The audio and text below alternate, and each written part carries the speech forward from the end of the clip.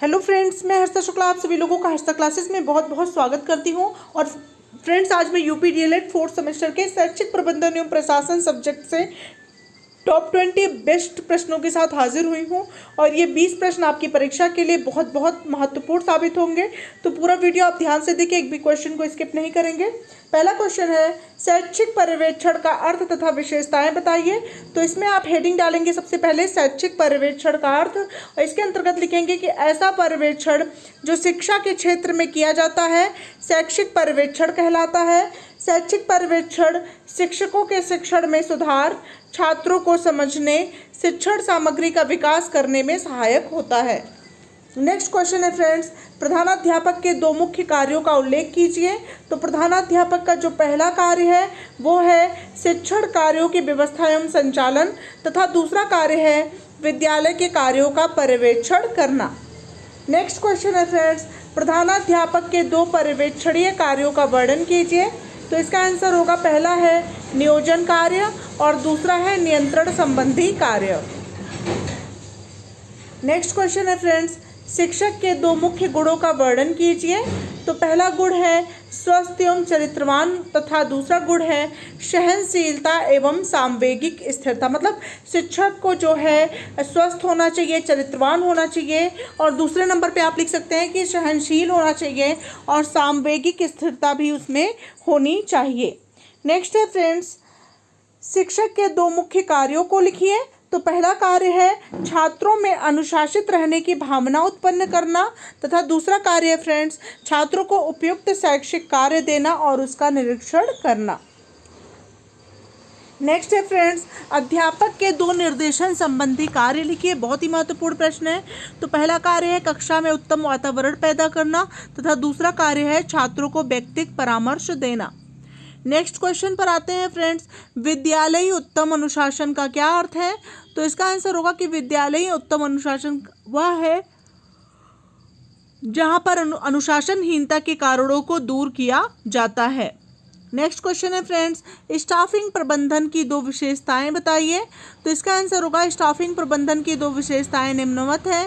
पहली विशेषता है यह कर्मचारियों से संबंधित सभी बातों के लिए उत्तरदायी होता है, जैसे कि नियुक्ति, प्रशिक्षण, स्थानांतरण, कार्य सौंपना, वेतन एवं मजदूरी, प्रशासन, सेवा निवृत्ति और अनुशासन आदि।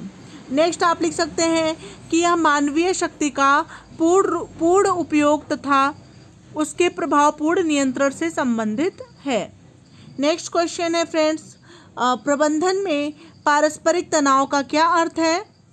तो इसका आंसर होगा कि पारस्परिक तनाव का अर्थ होता है विकेंद्रीकरण या सृजनात्मकता तथा अतुलनीय विचारधारा के समूहों में अंतःक्रिया होना।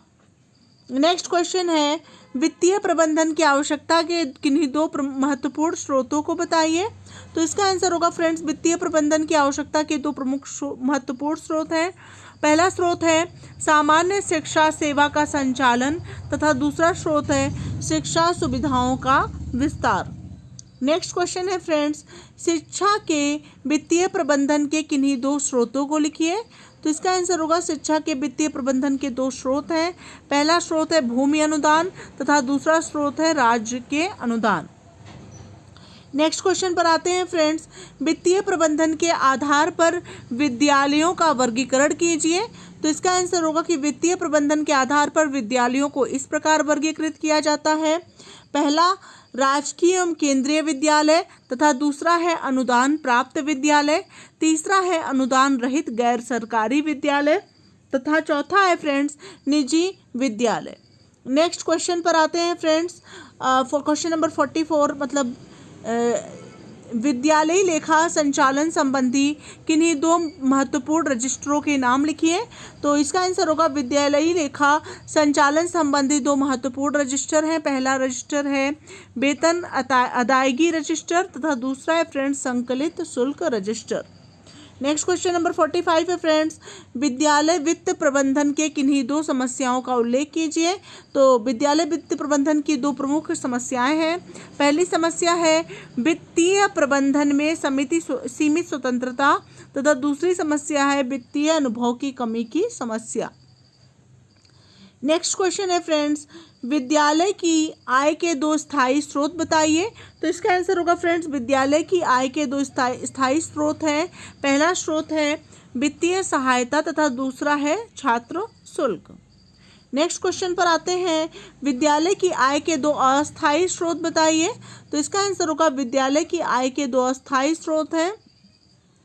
पहला है फ्रेंड्स श्रम शिक्षा अभियान हेतु सरकारी अनुदान तथा दूसरा है समाज सेवी संस्थाओं से मिलने वाला अनुदान। नेक्स्ट क्वेश्चन पर आते हैं फ्रेंड्स, विद्यालय की अभिवृद्धि एवं विकास के दो प्रमुख क्षेत्रों का उल्लेख कीजिए। तो इसका आंसर होगा कि विद्यालय की अभिवृद्धि तथा विकास के दो प्रमुख क्षेत्र हैं। पहला क्षेत्र है छात्रों के विद्यालय में प्रवेश में वृद्धि, दूसरा है फ्रेंड्स विद्यालय के स्तर में वृद्धि।